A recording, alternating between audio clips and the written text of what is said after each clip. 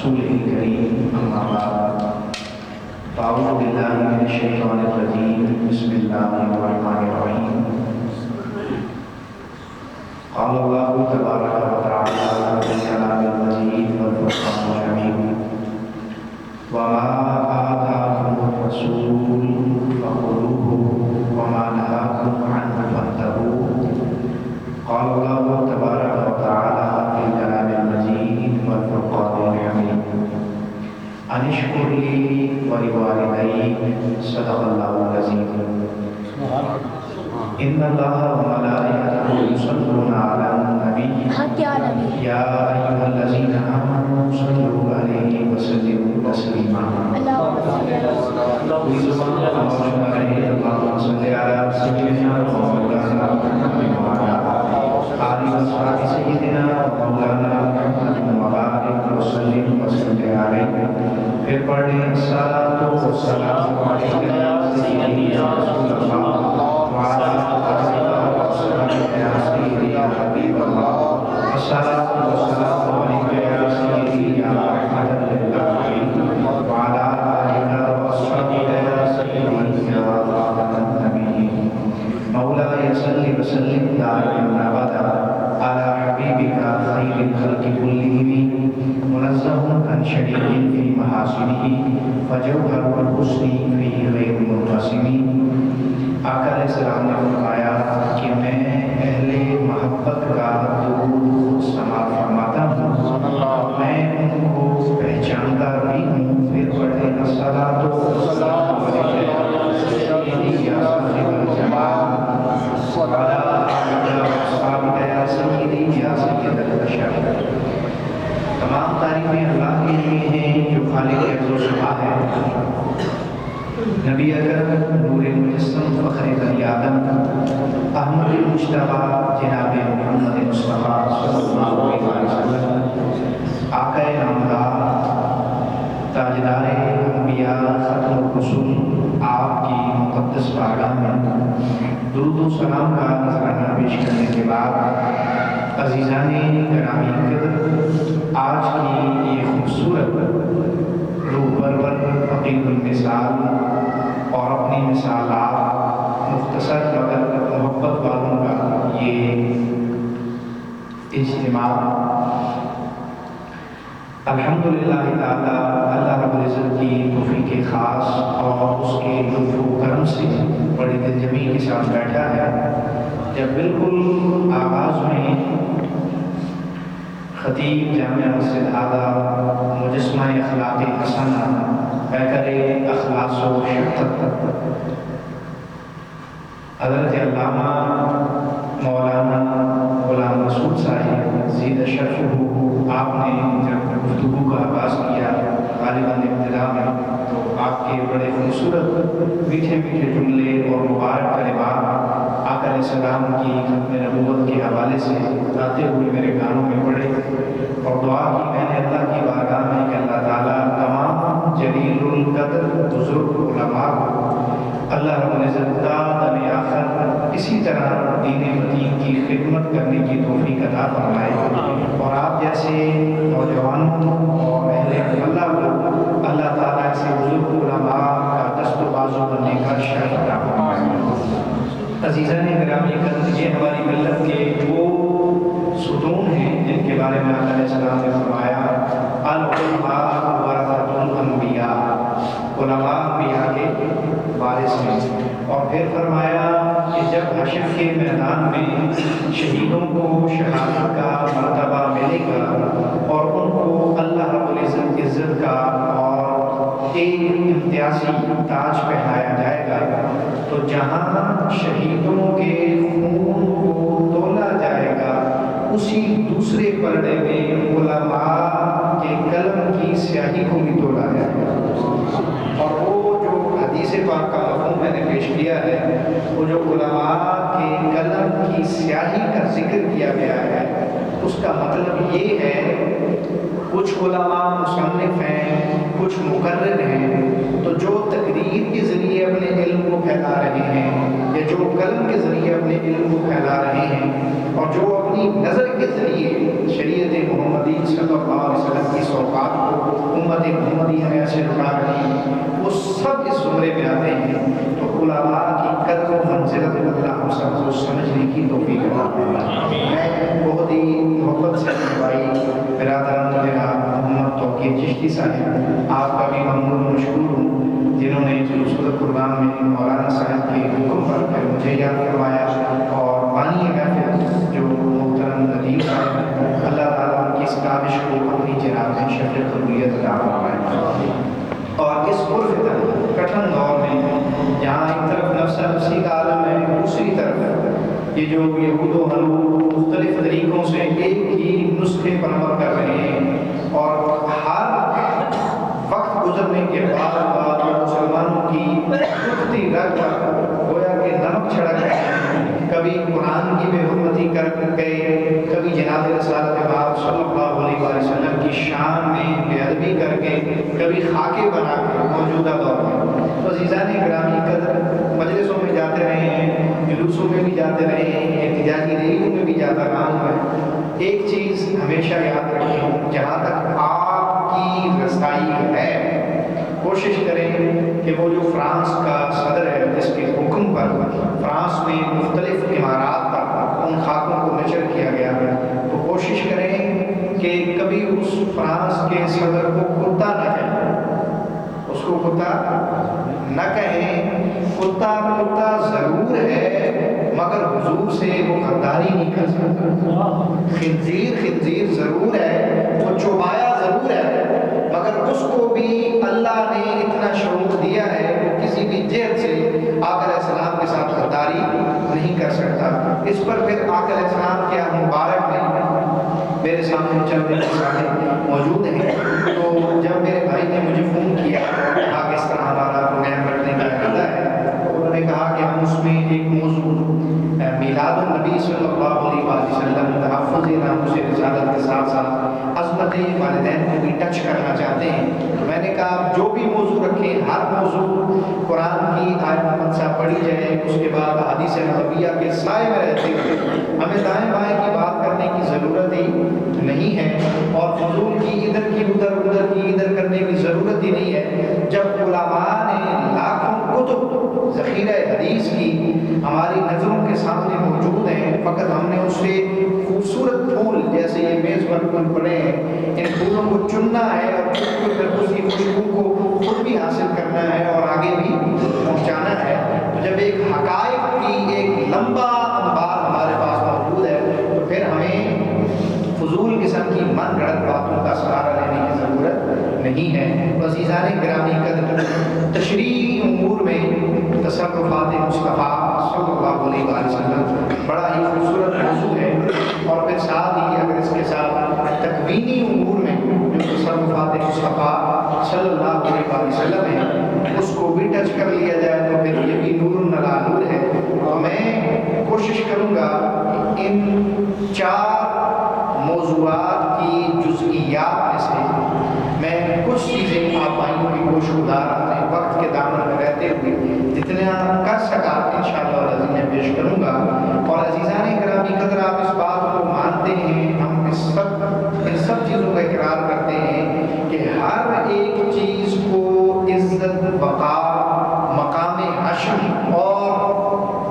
ایک عروج آقا علیہ السلام کے تشریف لانے کے بعد میں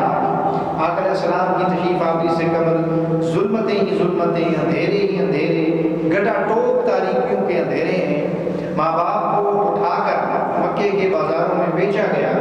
جن کے گھر میں بیٹیاں پیدا ہوئی انہوں نے زندہ درگو کر دی، اور ظلم و ستم کی جتنی تاریخ کو دہرایا جائے، اس کی برگردانی کی جائے، تو ہر باب میں سیاہی ہی سیاہی ہے۔ آقا علیہ السلام تشریف لائے، آپ کی ولادت باصادر ہوئی، آپ مکہ میں جلوہ گر ہوئے، اور اس پوری کائنات میں شرق تا غرب اور شمال تا جنوب، چاروں اطراف و اکناف میں آپ کے وجود مسعود کی برکت سے اللہ نے پوری کائنات کو نور علی نور فرما دیا۔ اور پھر میں نے جیسے ابتدا میں کہ ہمیں عمل، نعرے لگانا آسان ہے، باتیں کرنا آسان ہے، مگر عملاً اپنے آپ کو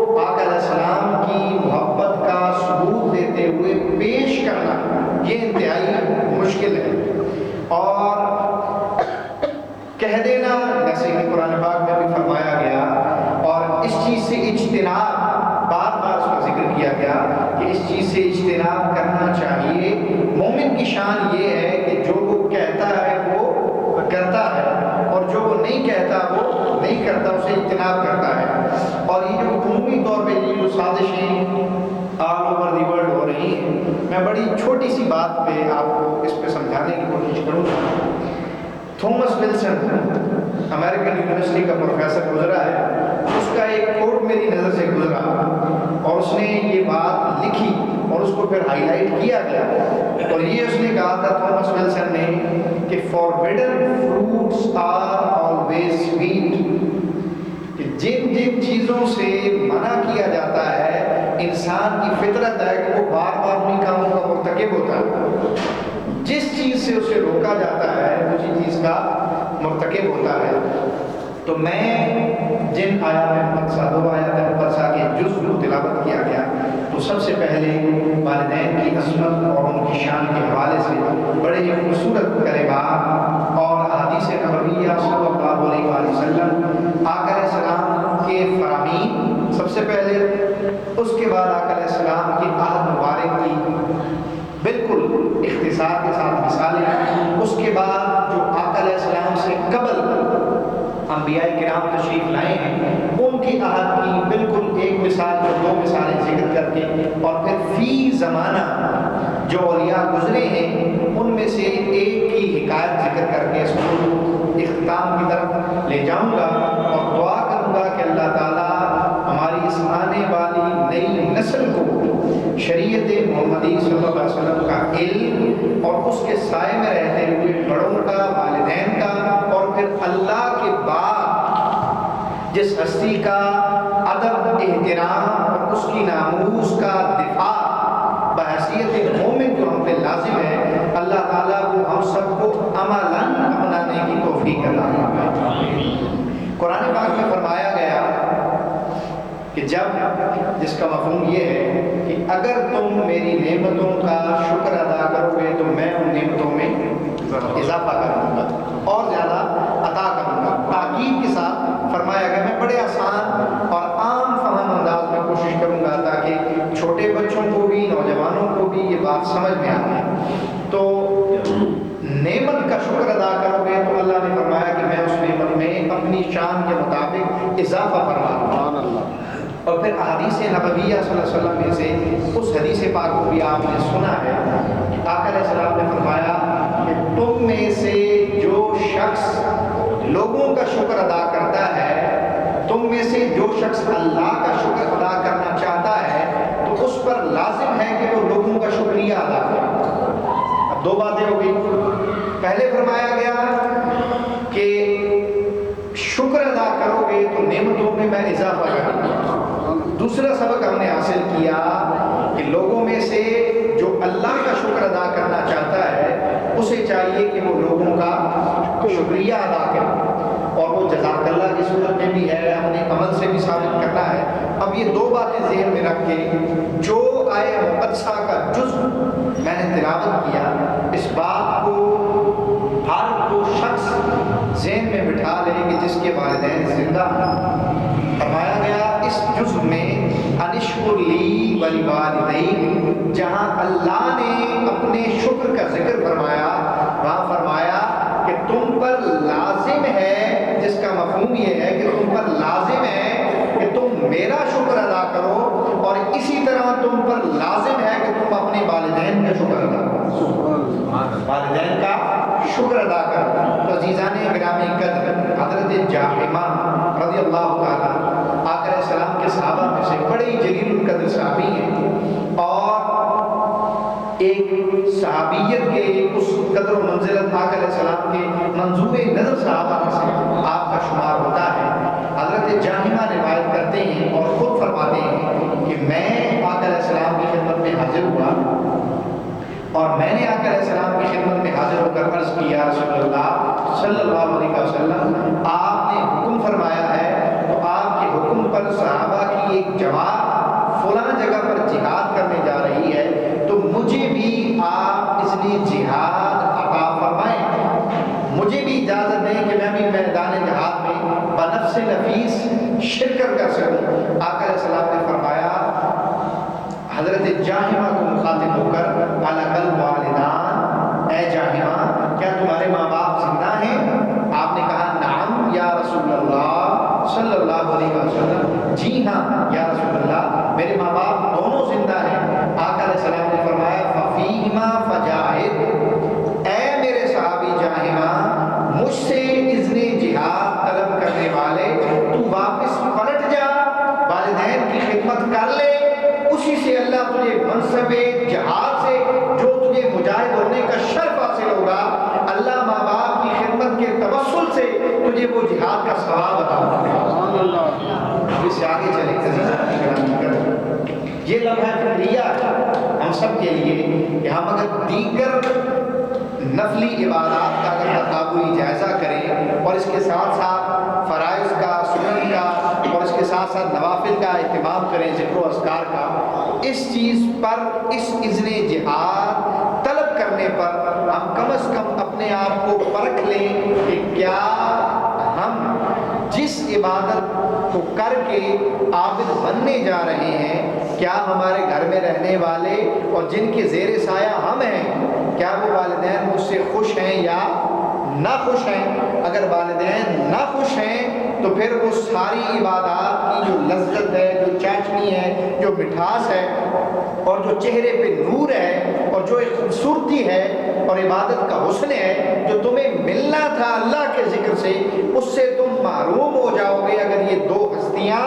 یا دونوں ہستیوں میں سے کوئی ہستی تم سے ناراض ہوئی، ساری عبادات ضائع ہو جائیں گی. عزیزان گرامی قدر، یہ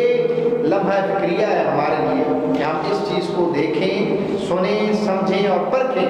کہ کیا ہمارے والدین، ہمارے بڑے ہم سے راضی ہیں یا ان کی ناراضگی شامل حال ہے. اگر ایسا ہوگا تو پھر ہماری عبادت کسی بھی کام کی نہیں. اب عہد رسالت مآب صلی اللہ علیہ وآلہ وسلم میں اس چیز کو ہم دیکھیں کہ کیا آقا علیہ السلام کی تعلیمات اور آقا علیہ السلام کی تعلیمات کے ساتھ ساتھ اس سے ماقبل انبیاء کرام علیہ السلام کی سیر کی جو کتب ہیں ان میں جو چیزیں ہمارے لیے سبق آموز ہیں، اس میں ہم دیکھیں کہ آج کا ایک نوجوان جو باقی سارے کام تو اپنی مرضی سے کرتا ہے، مگر جب بچہ چھوٹا ہوتا ہے اور اس کے رونے کی آواز وہ نکالتا ہے تو اس ننھی سی عمر میں بچے کے رونے کے انداز کو دیکھ کر ماں سمجھ جاتی ہے، باپ سمجھ جاتا ہے کہ بچہ بھوک کی وجہ سے رو رہا ہے یا پیاس کی وجہ سے رو رہا ہے. وہی نوجوان جب منصب اس شباب کی منزل تک پہنچتا ہے، وہی کہتا ہے اپنے ہی ماں باپ کو جواب دیتے ہوئے کہ آپ کو نہیں پتا یہ جو میں نے قدم اٹھایا ہے یہ آپ کے فیصلے سے بہتر ہے. اس ننھی سی عمر میں جس کام کو اس نے کیا وہ تو والدین نے سمجھ لیا، مگر اب والدین کو اس کی باتیں، اور یہ ایک عجیب سی کیفیت اس معاشرے میں عزیزان گرامی قدر کو ہم دیکھتے ہیں. اور پھر مجھے اچھی طرح یاد ہے اپنی زندگی کا 2011 میں پڑھ رہا تھا اور ایک اخبار کا ایک ٹکڑا میری نظر سے گزرا اور اس نے میرے جسم کے بار بار کھڑے بھی کر دیے، میرے رونگٹے کھڑے ہو گئے جب اس خبر کے ٹکڑے کو میں نے پڑھا اور میں نے دیکھا کہ فقط جائیداد کے تنازع پر بیٹے نے والد کو ختم کر دیا اور ہلاک کر دیا. یہ تعلیمات اسلامیہ سے دوری ہے، تعلیمات قرآنیہ سے دوری ہے، کیونکہ جب ان چیزوں کا علم، شعور، فہم، ادراک اس نئی نسل کے ذہنوں میں منتقل ہوگا تو وہ ان چیزوں کے مرتکب ہوں گے، اور انہیں اگر آپ دوسری سمت لے جائیں گے تو پھر ان کا عمل، ان کا قول، ان کا فعل، اٹھنا بیٹھنا، اوڑھنا بچھونا، صحبت اور باہر گھومنا پھرنا، یہ دیگر جو ان کے معاملات ہیں، ان کی سوشل ایکٹیویٹیز ہیں یا دیگر جو ان کی مصروفیات، معاملات ہیں، وہ سارے کے سارے بکھر جائیں گے. عزیزان گرامی قدر، حضرت سیدنا سلیمان علیہ السلام اللہ کے جلیل القدر نبی ہیں، اور ایسے جلیل القدر نبی ہیں کہ جن کو اللہ نے وہ شانیں عطا فرمائی ہیں جو انبیاء میں سے ان کا چند ایک چیزیں خاصہ ہیں. قرآن پاک میں سورہ نمل موجود ہے، علماء نے آپ سے سنی ہے. سلیمان علیہ السلام کی شان یہ ہے کہ وہ جب ہوا کو اپنی سلطنت میں جا کر ساری اس روئے زمین کا معائنہ کرتے ہیں، مشاہدہ فرماتے ہیں۔ یاد رکھیں اس پوری کی پوری تاریخ انسانی میں 4 بادشاہ گزرے ہیں، 4 بادشاہ گزرے ہیں کہ جنہیں اللہ نے پوری کائنات کی حکمرانی عطا فرمائی۔ ان میں سے 2 مسلمان ہیں اور 2 کافر ہیں۔ مسلمان پہلے نمبر پہ حضرت سلیمان علیہ السلام، دوسرے نمبر پہ حضرت ذوالقرنین علیہ السلام، اور کافروں میں سے ایک ہے نمرود اور دوسرا ہے شداد۔ یہ 2 کافر اور وہ 2 مسلمان ہیں جن کو اللہ نے پوری کائنات کی اپنے اپنے عہد میں سلطنت عطا فرمائی۔ تو جو پوری کائنات کے سلطان ہیں حضرت سیدنا سلیمان علیہ السلام، کہ جن کی شان یہ ہے کہ ان کا تخت ہیرے جواہرات سونا زبرجد اور دیگر چیزوں کے ساتھ انتہائی مزین ہے۔ وہ جب ہوا کو حکم دیتے ہوا ان کے تابع ہو کر ان کو ان کی سلطنت کی سیر کراتا۔ حضرت سیدنا سلیمان علیہ السلام نے اپنے خاص خلیفہ حضرت آصف بن برخی ان کو بلایا، اور ان کو بلانے کا مقصد یہ تھا کہ اللہ کا حکم تھا۔ انہوں نے اللہ کی بارگاہ میں عرض کی تھی کہ یا اللہ مجھے کوئی عجیب شے دکھا۔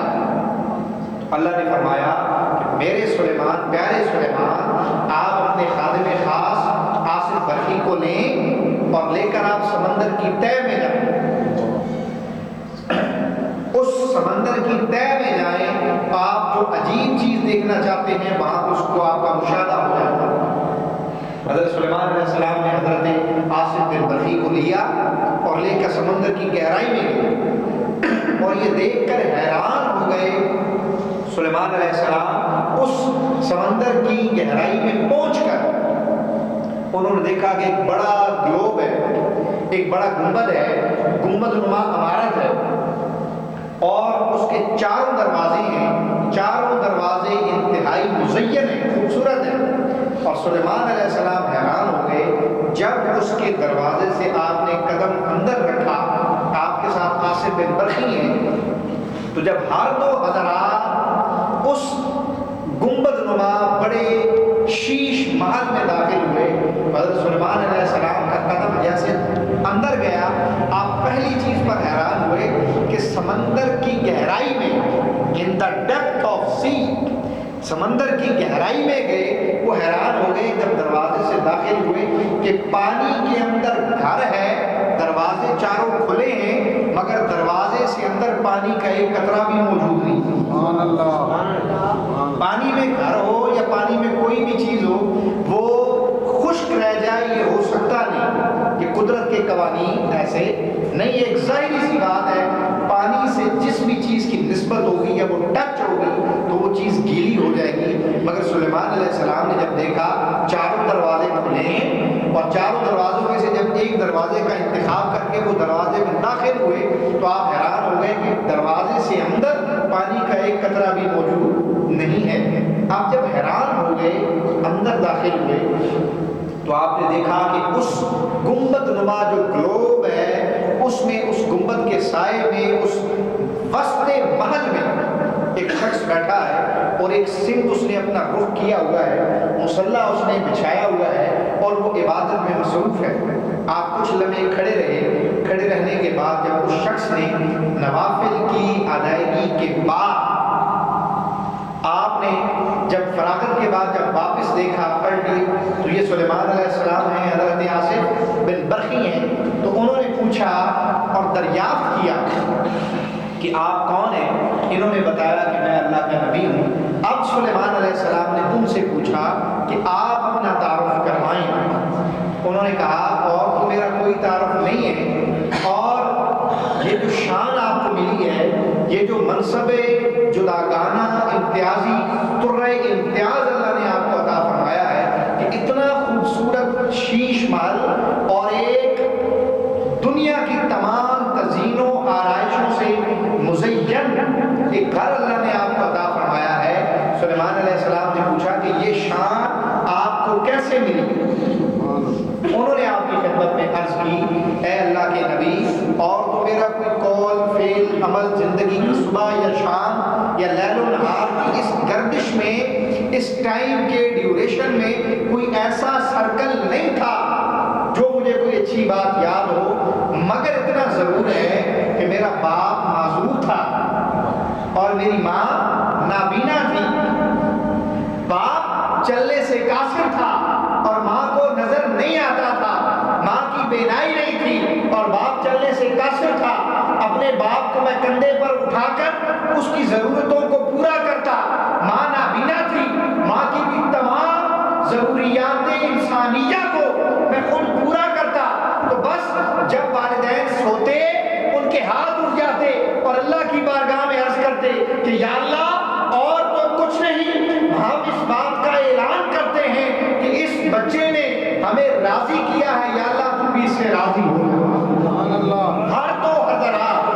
ماں نے بھی باپ نے بھی دنیا سے جاتے وقت دونوں نے میرے حق میں دعا کی تھی، یا اللہ اسے اس جگہ پہ عبادت کرنے کا شرف تو عطا فرمانا جس جگہ پہ کبھی شیطان داخل نہ ہو سکے، جس جگہ پہ کبھی شیطان داخل نہ ہو سکے۔ تو آج مجھے یہاں پر آئے ہوئے اور اللہ کی عبادت میں مصروف عمل ہوئے آج مجھے نہ مجھے بھوک لگتی ہے نہ مجھے پیاس لگتی ہے، میں فقط اللہ کی عبادت میں مصروف رہتا ہوں۔ اور حضرت سلیمان اس کے چہرے پہ شباب کے آثار دیکھ کر حیران ہوئے کہ 2400 سال اس بندے کو یہاں پر ہو گئے ہیں مگر اس کے سارے سر کے داڑھی کے بال سیاہ، سدا بہار اللہ نے اسے جوانی عطا فرمائی۔ پھر اسی طرح عہد موسیٰ علیہ السلام میں چلے گئے۔ عزیزان گرامی کر موسیٰ کو ٹائٹل یہ اعزاز حاصل ہے کہ آپ اللہ کے کلیم ہیں، آپ کلیم اللہ ہیں۔ جب چاہتے اللہ تعالیٰ سے ہم کلام ہو جاتے، جب چاہتے اللہ تبارک و تعالیٰ سے اپنے من کی باتیں کرتے۔ اور جتنے انبیاء اور رسل میں سے لاڈلے اور خاص تو سارے انبیاء اور رسل ہیں، مگر ایک خاص شان امتیازی حاصل ہے حضرت سیدنا کلیم اللہ علیہ السلام کو، موسیٰ علیہ السلام کو، کہ وہ اکثر بے تکلف بھی دل کی باتیں اللہ سے کر لیتے ہیں۔ ہم کلام ہوئے، اللہ تعالیٰ سے گفت و شنید کا سلسلہ جاری ہوا، تو حضرت موسیٰ علیہ السلام نے اللہ سے اس محبت میں سوال کیا کہ یا اللہ مجھے اتنا بتا کہ جنت میں مجھے کس کی رفاقت ملے گی اور جنت میں میرا ساتھی کون ہوگا، جنت میں کس کو میرا پڑوس نصیب ہوگا، جنت میں میرا پڑوسی کون ہوگا۔ تو حضرت موسیٰ علیہ السلام کو اللہ نے فرمایا اے میرے موسیٰ، وہ جو آپ کی بستی ہے، وہ جو آپ کا ایریا ہے، وہ جو آپ کا دائرہ نبوت ہے، وہ جہاں پہ آپ رہتے ہیں، وہ جو اس ایریے کی سراؤنڈنگز ہیں، اس کے فلاں مقام پر، اس کی فلاں گلی میں ایک گھر ہے اور یہ گھر ہے ایک کسائی کا، میں نے جنت میں اس کو تیرا پڑوس عطا کرنا ہے۔ کسائی گوشت تیار کرنے والا، گوشت کو فروخت کرنے والا۔ موسیٰ علیہ السلام حیران ہو کر سوچ پر مجبور ہو گئے کہ ایک کسائی، اور اس کو اتنی اونچی شان ملی کہ کلیم کا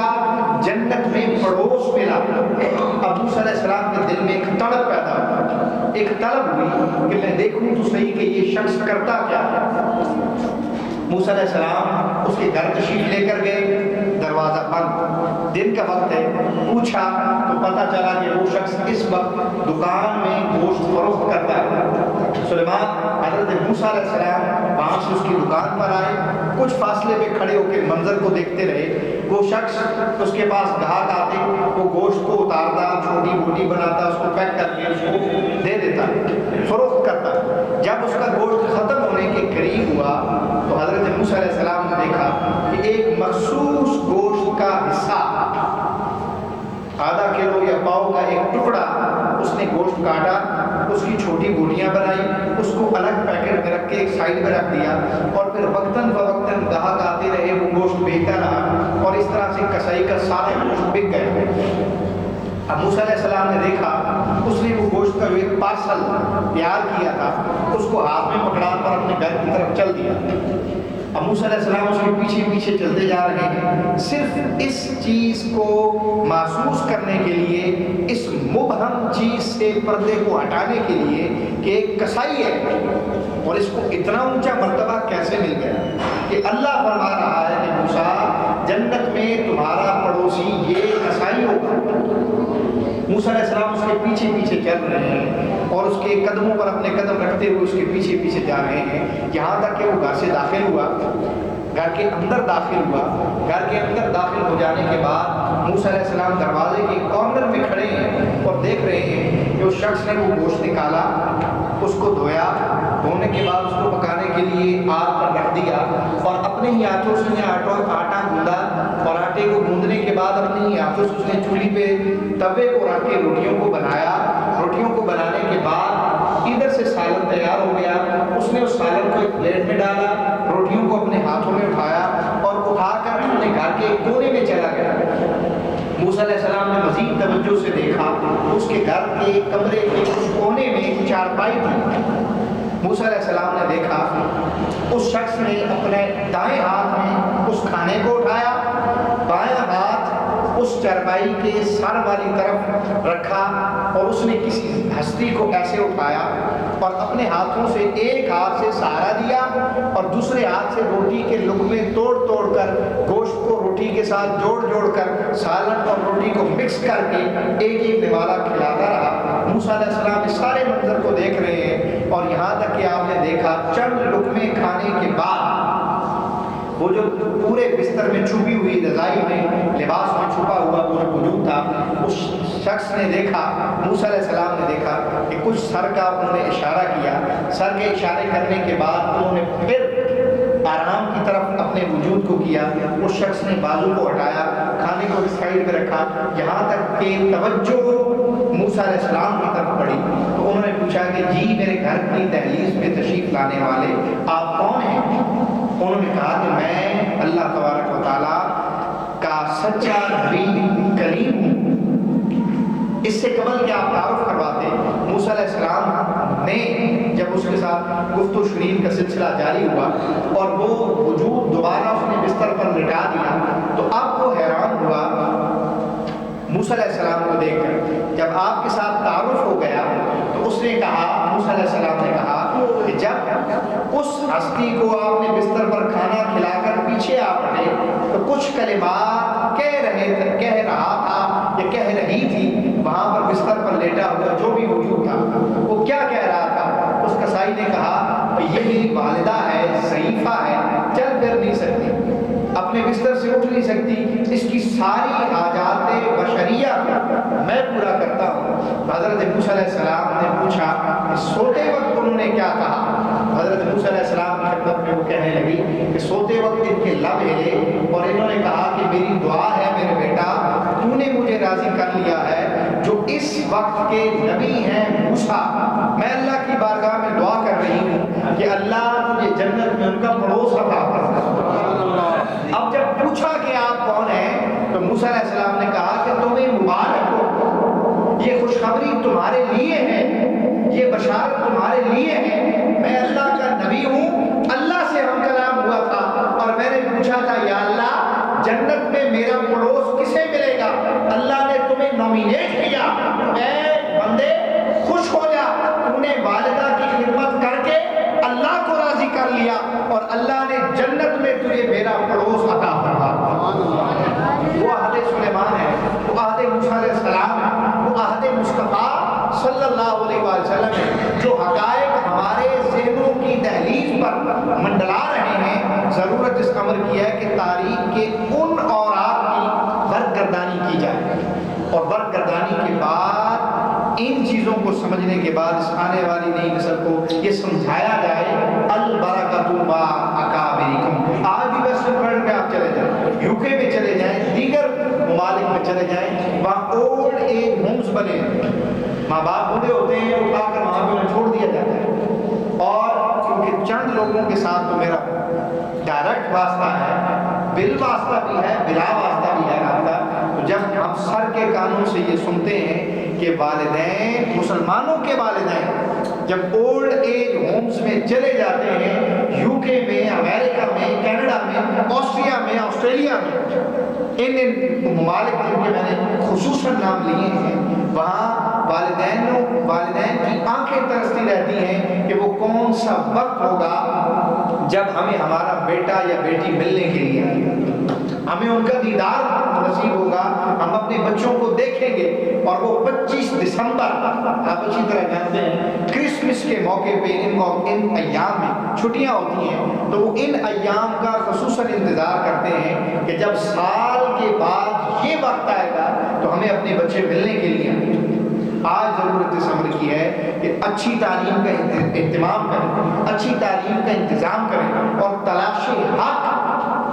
کی راہ پر اگر کوئی گامزن خود ہونا چاہتا ہے یا اس کی اولاد میں سے کوئی ہونا چاہتا ہے تو ان حقائق سے پردہ ہٹا کر قلوب، اذہان، ارواح کے ان سارے کے سارے ابہامات کو ہٹا کر ان چیزوں کا علم اور شعور سے دیا جائے تاکہ وہ حق کے راستے سے بھٹکے نہ۔ آپ نے اولیاء میں سے آخری بات نام سنا ہوگا حضرت بایزید بسطامی رحمۃ اللہ تعالی علیہ۔ آپ حضرت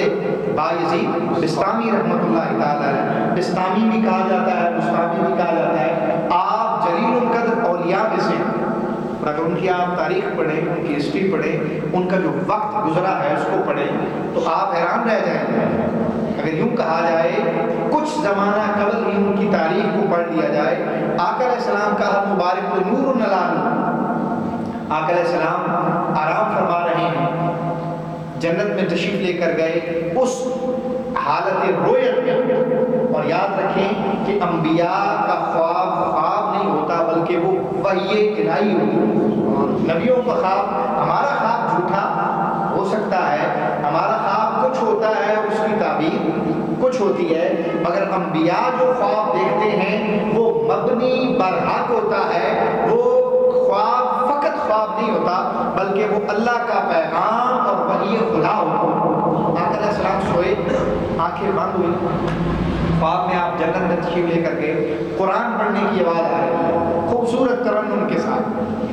آقا علیہ السلام نے پوچھا کہ یہ خوبصورت آواز، سوز و گداز اور آواز کے حسن کا جادو جگاتا ہوا یہ کون قاری قرآن ہے؟ حضرت سیدنا جبرائیل علیہ السلام نے عرض کی آقا یہ اور کوئی نہیں ہے بلکہ حضرت سیدنا اسامہ بن زید، حضرت زید بن حارثہ، یہ ان کی آواز ہے جو آپ کے صحابی ہیں۔ انہوں نے ماں باپ کی خدمت کر کے اللہ کو اتنا راضی کر دیا ہے کہ اے حبیب یہ فرش پر قرآن پڑھتے ہیں، اس کی ریکارڈنگ اللہ عرش پر چلا لیتا ہے۔ زمین پر قرآن پڑھا جاتا ہے مگر سارے حجابات کو اللہ ہٹا کر اس قرآن کی آواز کو آسمانی مخلوقات کو سناتا ہے کہ یہ میرے محبوب کا وہ صحابی ہے، غلام ہے کہ جس نے غلامی کا بھی حق ادا کیا ہے اور والدین کا حق بھی ادا کر کے اللہ کو راضی کر دیا۔ بایزید بسطامی رحمۃ اللہ تعالی علیہ آپ کی بات پر احترام کرتے ہیں۔ آپ جب شباب میں پہنچے تو سنا ہے معرفت کا، تصوف کا،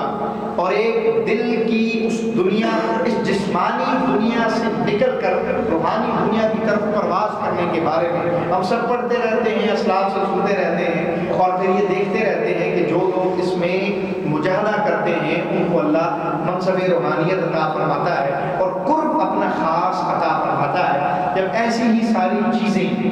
تصوف کہہ لیں آپ اس کو، تلاش حق کہہ لیں، اللہ کی محبت میں منصب فنائیت کا حصول کہہ لیں، یہ تڑپ حضرت بایزید بسطامی کے دل میں پیدا ہوئی۔ آپ نے اپنی اماں جان، آپ کے والد کا انتقال بچپن میں ہو چکا تھا، آپ نے اپنی والدہ سے کہا کہ اماں جی مجھے اجازت دیں کہ میں تلاش حق میں جنگلوں میں چلا جاؤں، صحراؤں میں چلا جاؤں اور مختلف جگہوں کی میں سیر کروں تاکہ میں اللہ کی محبت میں ریاکاری سے پاک عبادت کروں اور ایک مجھے دل کا نور اور روح کی روحانیت مجھے نصیب ہو جائے۔ تو اماں جان نے کہا بیٹا آپ کا مشن بہت اچھا ہے، آپ کی سوچ بہت اچھی ہے، آپ تلاش حق کے لیے لیے گھر سے نکلنا چاہتے ہو تو میں نے اپنے سارے حق تمہیں معاف کر دیے ہیں، تم جاؤ اور اللہ کی محبت و معرفت میں جن جن منزلوں کو طے کرنا چاہتے ہو ان کو طے کرو، میری طرف سے تمہیں اجازت ہے۔ حضرت باعزید بسطامی نے والدہ سے اجازت لی، اور جو سیرت نگار ہیں آپ کی، انہوں نے لکھا کہ حضرت باعزید بسطامی 12 سال، کتنا عرصہ؟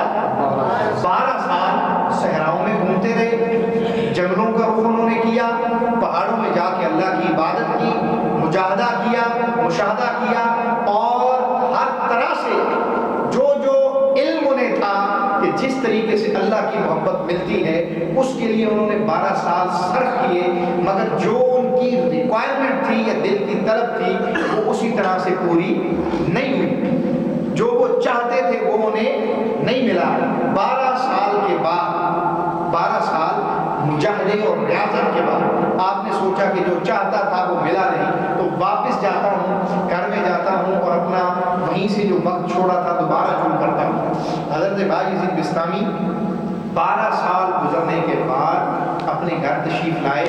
دروازے پر دستک دی تو حیران ہو گئے کہ آپ کی والدہ نے کہا کہ بیٹا دروازہ کھلا ہے، گھر میں داخل ہو جاؤ۔ بیٹا دروازہ بند ہے، دروازے پر فقط دستک دی، دروازے پر دستک دیتے ساتھ ہی ماں نے اندر سے آواز دی، بیٹا بسطامی اندر آ جاؤ، دروازہ بند نہیں ہے بلکہ کھلا ہے۔ حضرت باعزید بسطامی کے پاؤں کے نیچے سے زمین نکل گئی اور حیران ہو گئے کہ 12 سال کا عرصہ مجھے گزر گیا، مگر دروازے کے نوک کرنے پر بھی کس طرح میری والدہ کو پتا چلا کہ یہ اور کوئی نہیں بلکہ میرا بیٹا باعزید آیا۔ یہ محبت، ماں کی ممتا اور بیٹے کے ساتھ ماں بیٹے کی یا اولاد کے ساتھ جو والدین کی محبت ہے اس کی عکاسی کرتا ہے۔ جب آپ گھر میں داخل ہوا حیران ہو گئے، پوچھا اماں جان آپ کو کیسے پتا چلا کہ میں دروازے پر کھڑا ہوں؟ تو آپ کی اماں نے کہا بیٹا جس طریقے سے تم نے دروازے کو کھٹکھٹایا ہے اس طریقے سے اور کوئی نہیں کھٹکھٹاتا، تمہارے کھٹکھٹانے کے انداز سے میں نے پہچان لیا کہ دروازے پر کوئی اور نہیں آیا بلکہ میرا لخت جگر ہے۔ اب جب داخل ہوئے گھر میں ماں نے پوچھا جی بیٹا، اماں جان مایوس، آپ نے کہا ٹھیک ہے۔ اسی وقت گزرا، رات کا 3 پہر ہے، اسی دن جس دن وہ 12 سال پلٹے تھے، 12 سال کے مجاہدے اور ریاضت کے بعد وہی پہلی رات آئی، 3 پہر ہے رات کا، وہی پہلی رات آئی، 3 پہر ہے رات کا۔ آپ کی والدہ اٹھی اور پانی آپ سے طلب فرمایا۔ حضرت باعزید بسطامی نے دیکھا گھر کے جتنے بھی کاسے ہیں گھڑے میں پانی نہیں ہے، دیگر جو برتن ہیں ان میں پانی نہیں ہے۔ آپ نے گھر کا وہ کاسا اٹھایا، مٹی کا برتن اٹھایا اور پانی لینے کے لیے گھر سے باہر چلے گئے۔ پانی لینے کے لیے جب گھر سے باہر گئے، پانی باہر سے ملا، لے کر آیا۔ جب گھر میں داخل ہوئے تو سردیوں کا موسم تھا، دیکھا کہ والدہ دوبارہ سو گئی۔ اب آپ ممکن تھا کہ آپ پانی کو ماں کے بستر کے قریب رکھ دیتے اور یہ بھی اجازت تھی کہ ماں کو جگا کے کہتے کہ اماں جی پانی پی لیں، مگر نہ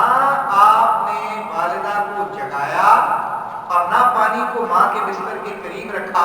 بلکہ آپ نے ادب سے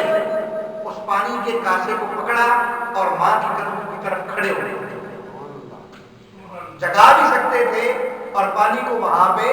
رکھ بھی سکتے تھے، پانی کو رکھ دیتے کوئی گناہ نہیں تھا،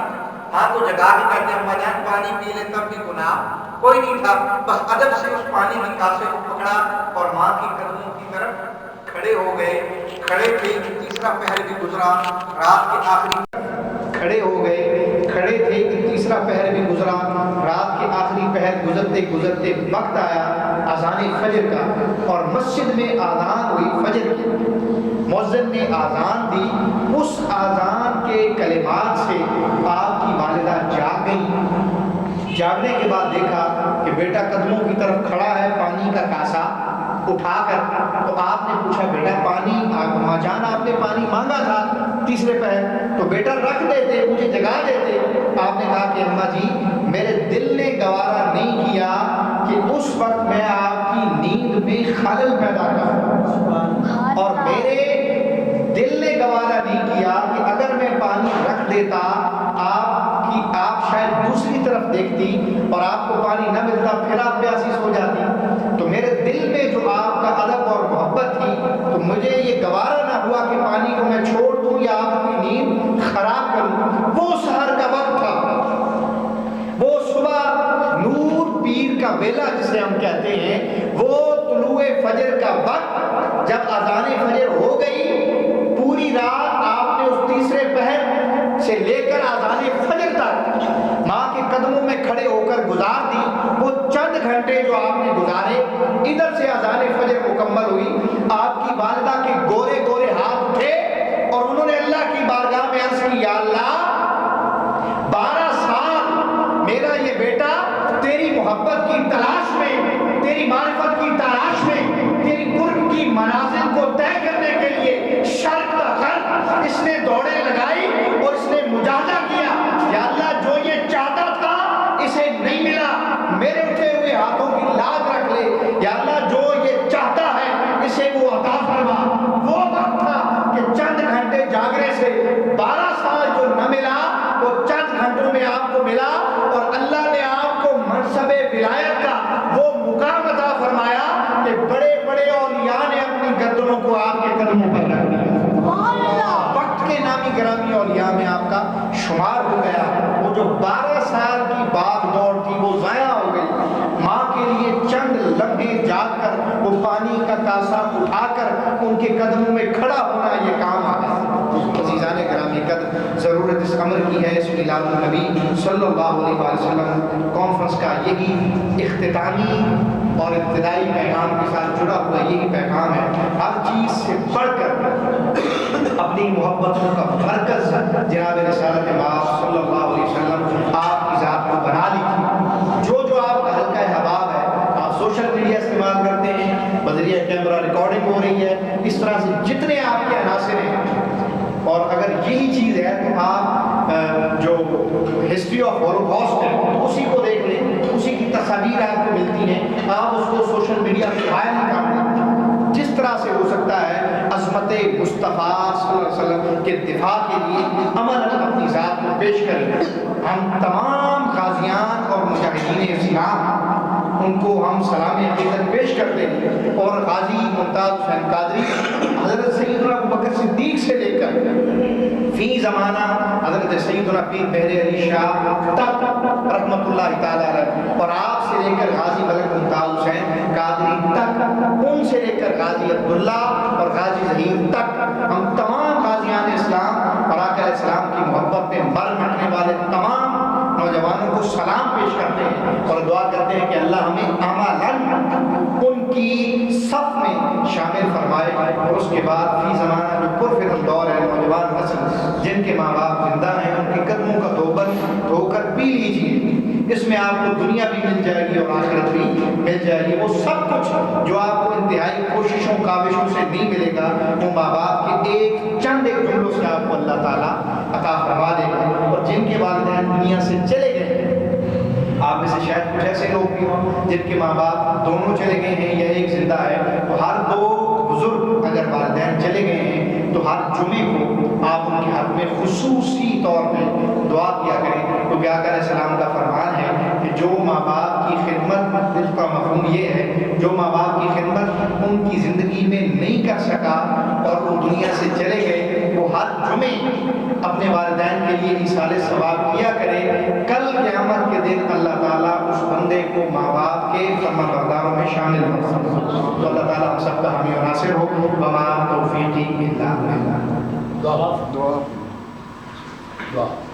ایک بار سورہ فاتحہ، 3 بار سورہ اخلاص نصیب پڑھیں۔ بسم اللہ۔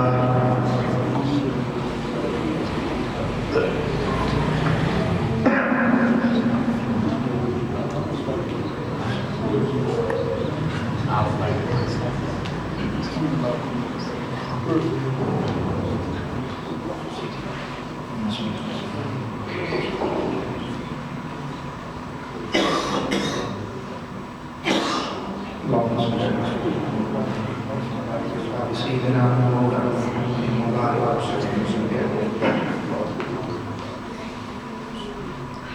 اے العالمین والے شاہ سے لے کر ابھی تک جتنے بھی عبادات ریاضات ذکر و اذکار اور وظائف ہیں تمام بھائیوں نے جس بھی طریق سے جو عبادت کی ہے یا اللہ جملہ عبادت کا ثواب انتہائی ادب و عقیدت کے ساتھ محبتاً توفتاً عقیدتاً اور دل کی گہرائیوں سے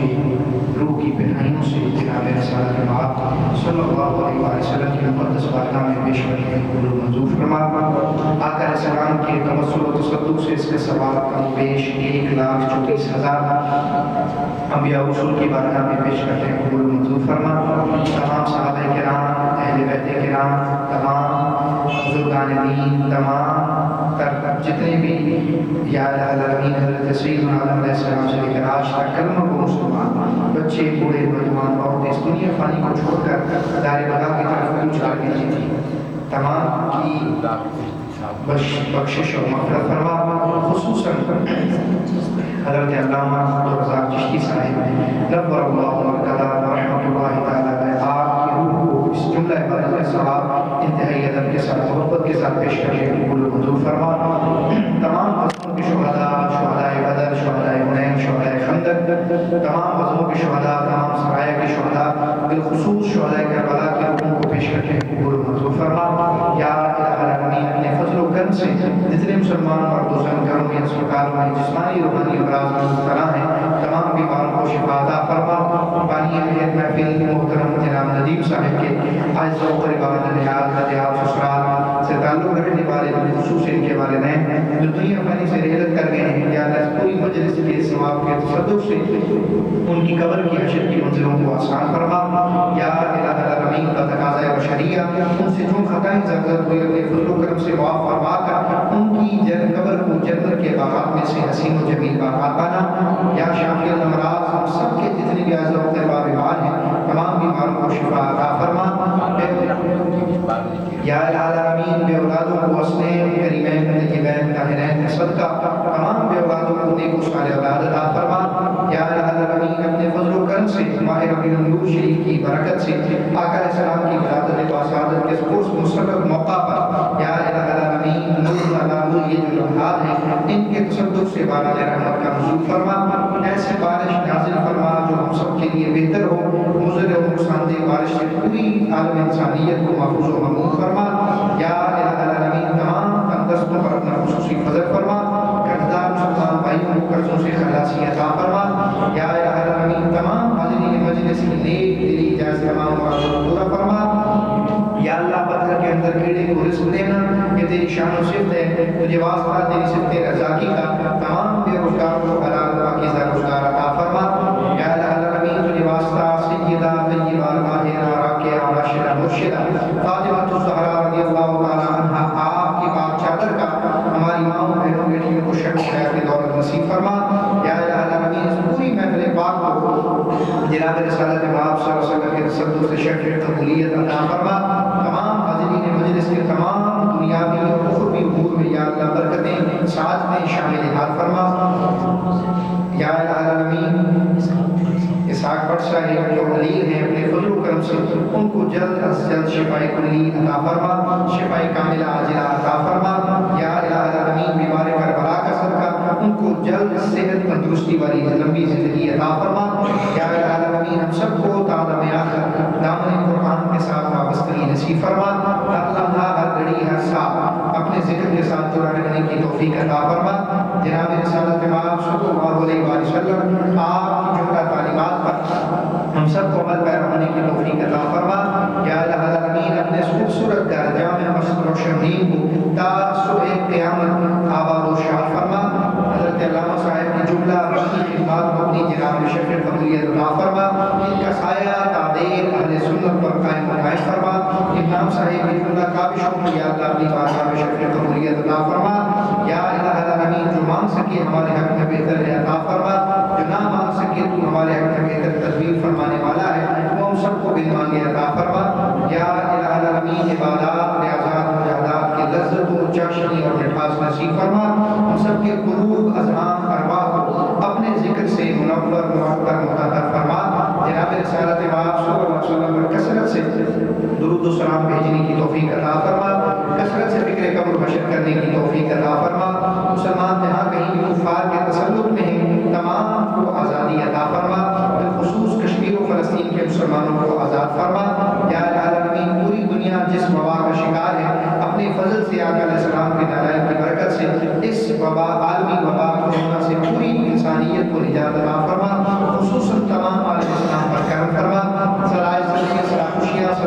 کی سلامتی عطا فرما، زندگی شان کے ساتھ موت ایمان پہ نصیب فرما۔ وصلی اللہ تعالی علی خیر خلقہ ونور عرشہ وزینۃ فرشہ وقاصد رزقہ ومظہر لطفہ سیدنا ومولانا وملجانا ومأوانا